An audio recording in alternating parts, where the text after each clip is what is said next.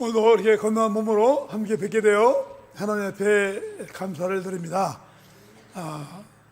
이제 새해가 되었으니까 더 새로운 모습으로 더 열심히 하나님을 잘 섬기게 될 줄로 믿습니다. 오늘 함께 은혜 받을 말씀의 제목은 위기 속에서의 다윗의 처세입니다. 올해 한 해도 우리 모두가 만사 형통한 새해가 되기를 원하지만 이 세상은 그리 이게 우리가 살기가 녹록지 않습니다. 사람들은 만사 형통한 삶을 원하지만 인생길은 갖은 고난과 어려움이 사방에서 찾아옵니다. 다윗의 경우를 보면 범죄로 말미암아 다윗 왕국에 엄청난 일들이 일어나게 되었습니다.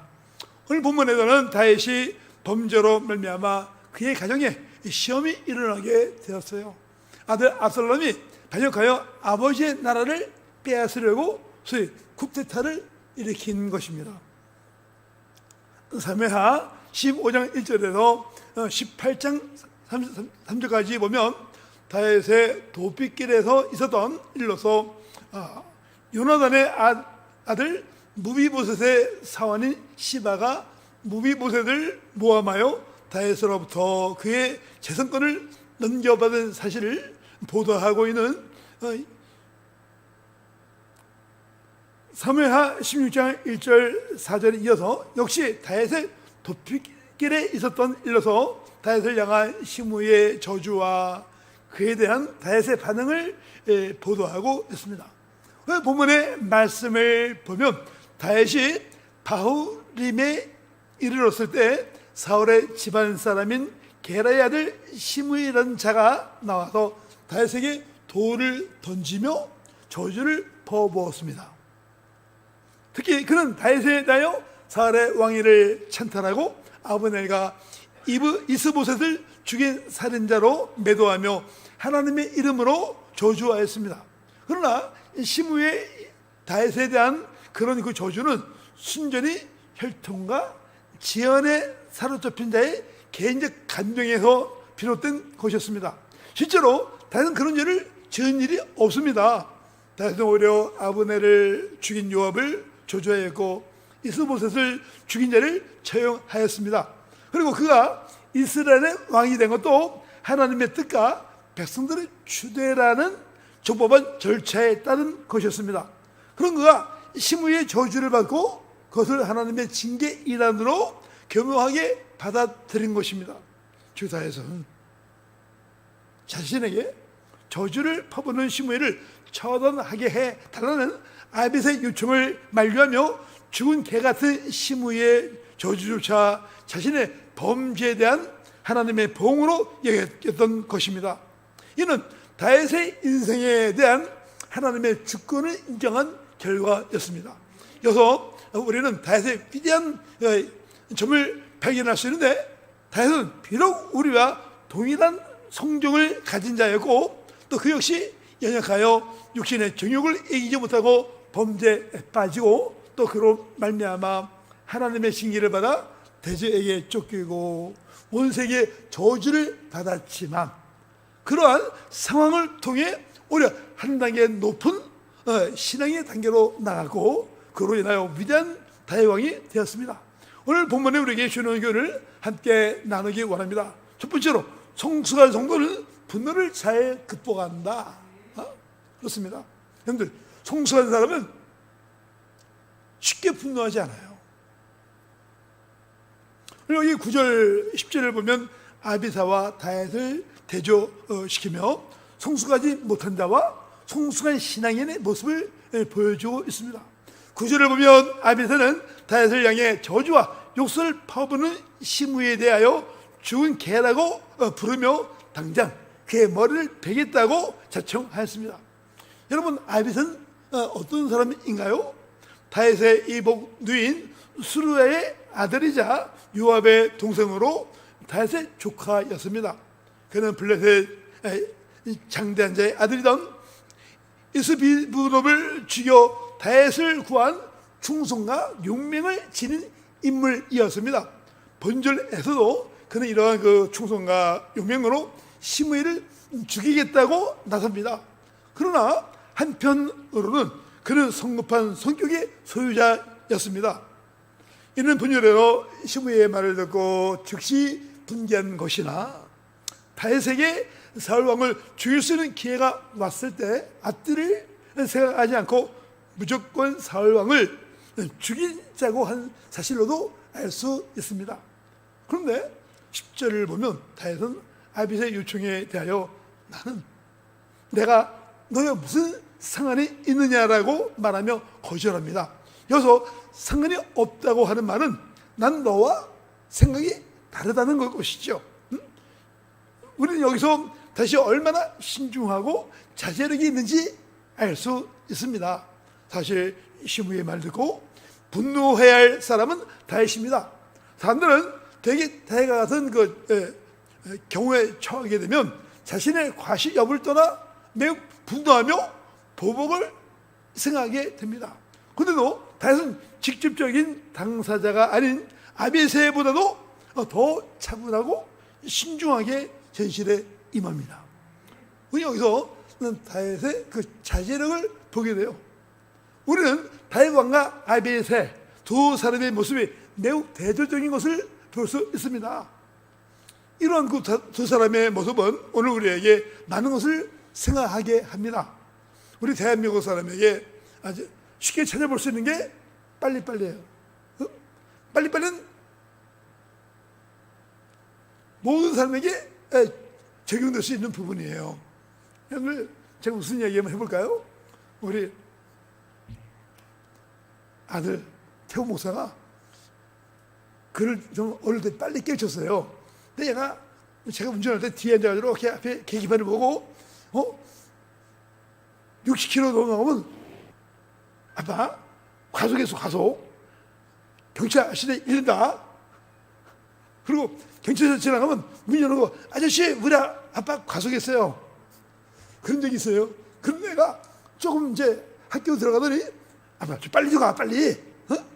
빨리 가. 그런 거예요. 근데 요즘 우리 한국 사람들 보면 시장에 가서 밥 빨리 좀 달라고 막 요청해요. 주문한 지 얼마 안 됐는데 빨리 나와라 이거야.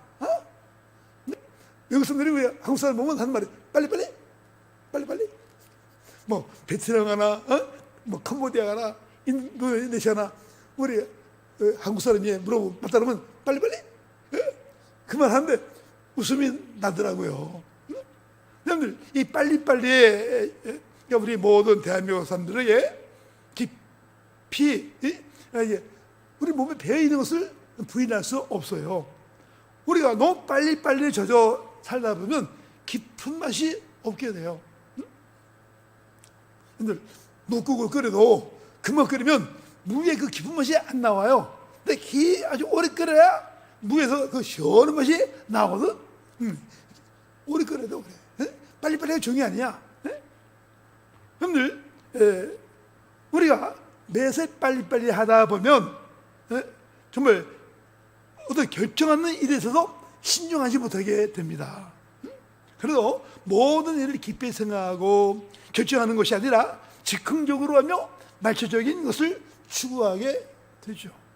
그러나 우리 그리스도인들은 매사에 그런 태도로 임해서는 안 될 것입니다.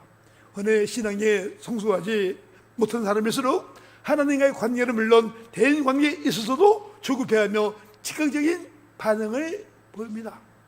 그래도 좋을 때야 괜찮겠지만 관계가 좋지 않을 때는 쉽게 짜증과 분노를 터뜨리게 돼요. 그래서 이웃으로부터 좀 안 좋은 말을 들으면 불쾌한 감정을 쏟아냅니다. 그러나 믿음의 사람 요셉을 보십시오. 요셉은 형들로부터 미움받아서 억울하게 애굽의 노예로 팔려갑니다. 그는 이방 땅에서 고초를 다 겪었지만 그 형들을 원망하거나 분노의 감정을 품지 않았어요. 오히려 그는 오늘 본문에서 보는 다윗처럼 모든 과정을 하나님의 섭리와 뜻으로 받아들이고 소망을 품고 또 소망을 잃지 않음으로 인내함으로 애굽의 총리가 되어서 기근에서 민족을 구하는 위대한 일을 성취하게 되었습니다. 여러분 바로 이것이 진정한 성숙한 신앙인의 모습이다. 성숙하지 못한 사람은 무슨 일이든지 쉽게 흔들리지만 성숙한 사람은 깊은 물과 같습니다. 깊은 물은 흐르더라도 소리를 내지 않습니다. 정도를 걸으며 좌로나 우로나 치우치지 않습니다. 모든 것을 빨리빨리 해치는 것을 능사로 아는 현대인들은 모든 것을 가볍게 여겨요. 그들은 가볍습니다. 우리 이 시대에 언제나 깊게 흐르는 강물처럼 인격과 신앙의 깊이를 드러내는 성도 되시기를 바랍니다. 더 나아가 상황이 어려워지고 심지어 자기를 향해 무고한 말로 악하게 말한 자를 향해서도 흔들리지 마시고 자신을 잘 지키심으로 수준 높은 성도의 모습을 보이시기 바랍니다. 그렇게 할 때 강박한 세상 사람들은 우리 성도들을 보고 두려워하며 감히 하나님의 교회를 향해 쓸데없는 말을 함부로 하지 못하게 될 것입니다. 두 번째로 함께 생활 교훈은 손으로 악을 이길 때 하나님 풍성한 은혜로 갚으신다. 우리가 알아야 할 것은 손으로 악을 이길 때 하나님께서 풍성한 은혜로 갚아주십니다. 12절에 보면 다윗이 시므이로부터 무고한 욕설과 저주를 들었는데도 악으로 대항하지 않고 여호와께서 나의 원통함을 감찰하시리니 오늘날 그 저주 까닭에 손으로 내게 갚아주시리라. 이것도 모든 것을 하나님의 손에 맡기는 성숙한 신앙의 모습을 보여주었습니다.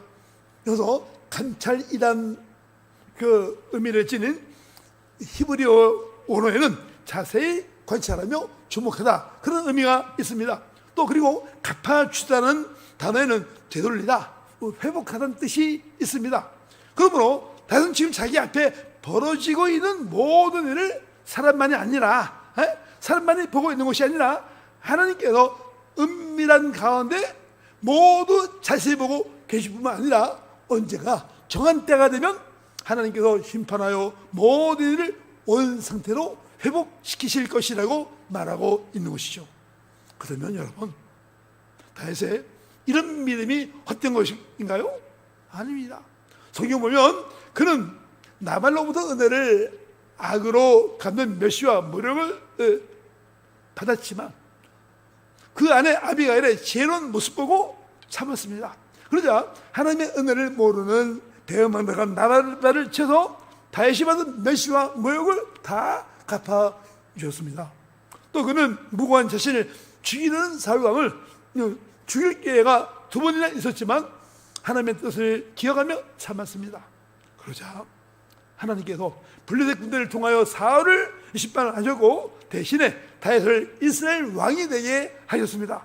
그분입니까? 오늘 본문의 시므이를 보십시오. 시므이 어떻습니까? 다윗은 그 역시 참으며 용서했습니다. 하나님은 솔로몬을 통하여 그를 심판하셨어요. 결국 다윗이 악으로 갚지 않고 오히려 하나님의 손에 모든 것을 맡기고 선으로 대할 때 모든 것을 하나님이 보셨습니다. 하나님은 다윗을 사랑하셨고 다윗의 대적자들 다 심판으로 갚으셨고 다윗에게는 풍성한 은혜로 갚으셨습니다. 바로 이것이 하나님께서 우리 인생들에게 갚아주시는 방법입니다.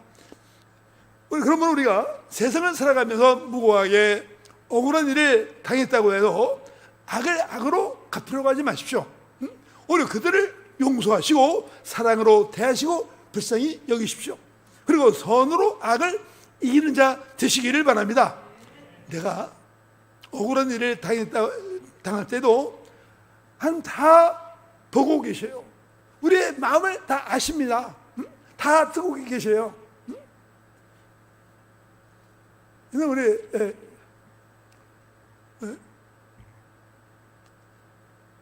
아버지 목사님이 목회하실 때 마음 상한 일이 있으면 밥을 못 드셔요.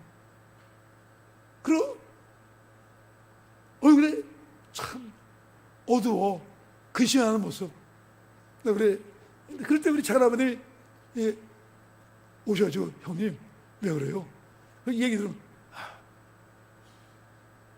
한다 아시니까 하나님께 맡기시고 너무 근심에 빼지 마십시오.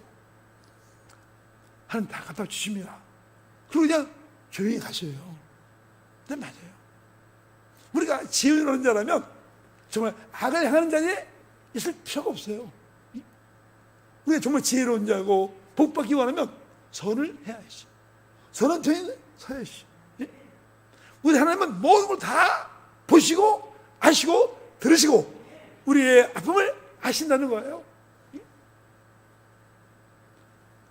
그래서 우리가 하나님을 섬기면서 위로받을 것은 하나님 말씀하시기를 원수 갚는 것이 내게 있다, 내게 맡겨라고 말씀하셔요. 또 우리가 이 세상에 우리에게 무고하게 욕을 하면 우리가 하늘의 상급이 있다고 말합니다. 우리 주님 같이 항상 악으로 대항하지 마시고 손으로 갚음으로써 진정한 승리자 되시기를 바랍니다. 우리 하나님은 억울한 자를 불쌍히 여기시고 억울한 자의 기도를 신원하여 응답해 주십니다. 세 번째로 생각할 것은 행위로 자신의 인격과 품위를 확증하라. 그런데 이런 말 했어요. 꽃의 향기는 심리를 하고 말의 향기는 천리를 하고 나눔의 향기는 말리를 하고 인격의 향기는 영원히 간다. 인격의 향기는 영원히 간다. 꽃 옆에 있어 보세요. 얼마나 좋아. 꽃 냄새가 난 꽃 속에 밥을 살고 싶어. 근데 꽃보다 더 아름다운 게 뭐예요? 사람의 인격이야. 사람의 인격은 천사보다 더 아름다워. 사람이 우리가 이끌어가는 사회에 사람답게 사람 냄새가 나야며 평소에 대할 때 한마디의 말에도 빛이 나고 기름을 발라 아름다운 말의 향기가 백리를 가게 해야 될 것입니다. 3절에 보면 신부이가 대가 그 일행을 계속 따라가면서 저주하고 돌을 던지며 티끌을 날렸다고 했습니다. 이 구절을 보면 신부이와 다윗은 대조적인 행동을 통하여 한 인간의 진정한 인격과 품위가 어떤 모습으로 드러나는지 잘 표현하고 있습니다. 시므이는 인간적인 편견을 갖고 다윗을 향해 무고한 저주와 욕설을 퍼부었습니다. 그것도 다윗이 강할 때는 꼼짝 못하고 잠잠하다가 다윗이 가장 곤경에 처했을 때 기회로 삼아서 하는 것이죠. 한편 다윗은 상대가 그렇게 무고한 저주와 욕설을 퍼부을 때 눈앞에 인간을 보지 않고 먼저 하나님의 뜻을 생각하며 참았습니다. 즉 그에게는 상대의 목숨을 단칼에 끝낼 힘이 있었지만 모든 것을 하나님께 맡기며 잠잠히 자기의 길을 갔습니다. 이런 사람이 하나님 마음에 합한 사람이 아니겠습니까? 우리는 하나님 마음에 합한 사람을 어떻게 알 수 있나요? 오늘 본문의 말씀을 통해 보듯이 사람의 진정한 인격과 품위는 그 어떤 말이나 외모를 통해서가 아니라 바로 그 사람의 행동을 통해 숨김없이 드러난다는 것을 알 수 있어요. 복음서를 보면 우리 주님의 십자가형을 담당하며 처음부터 로마의 백부장은 주님께서 십자가형을 받는 모습을 보고 그는 진정한 의인이었다고 고백했어요. 즉 그는 십자가 밑에서 자신을 향해 조롱의 말을 퍼부는 수많은 군중들, 자기 옆에서 욕설을 퍼부는 강도, 심지어는 십자가에 못 박는 군병들을 향해 용서하시며 모든 것을 하나님께 의탁하셨습니다. 하나님께 의탁하는 주님의 모습을 보고 백부장은 자기도 모르게 주님은 진정한 의인이라고 고백하였던 것이죠. 우리가 세상을 살아간 동안에 우리가 진정한 하나님의 백성임을 증거하는 것은 외모나 번칠한 말이 아닙니다. 우리의 행동 것입니다. 주님께서는 세상을 향해 진정한 제재의 표지를 드러내는 것은 서로 사랑하는 것이라고 말씀하셨어요. 서로 사랑하라. 따라서 우리는 이제라도 그 어떤 마음이 없는 특히 좋은 말이 아니라 그리스도를 닮은 사랑과 헌신을 해야 되겠어요. 오늘 본문에서 모든 것을 하나님께 맡기고 손으로 악을 이기는 인내하는 모습을 통하여 진정한 그리스도인의 인격과 복음의 진리를 드러내는 참된 성도 되시기를 축원합니다. 오늘 이제 말씀을 결론을 이제 맺으려 합니다. 오늘 보면은 가치관이 흐려지고 인본주의로 인하여 변질된 성도들에게 참된 성도의 자세에 대하여 잘 보여주고 있습니다. 그리고 세상 사람과 참된 성도의 차이가 무엇입니까? 세상 사람들은 자신의 이익을 따라 기준 없이 편견대로 행동합니다. 그러나 하나님의 백성은 하나님의 말씀과 진리를 기준으로 판단하고 고난과 고통, 억울한 일을 당했을 때도 하나님의 뜻을 발견하며 또 거룩한 성도의 모습을 우리가 잃지 말아야 하겠습니다. 오늘 보면은 어지러운 혼당한 시대를 살아가는 그리스도인들, 하나님의 징계와 연대를 받아 고난의 길을 걷는 모든 성도들에게 귀한 지침이 되어집니다. 오늘 다윗의 처서를 통해 지혜를 배우시고 덕을 세우심으로 하나님 앞에 아신바되어 풍성한 은혜로 갚아주시는 하나님의 은혜를 충만히 누리는 복된 성도 되시기를 주님의 이름으로 축원합니다. 기도합니다.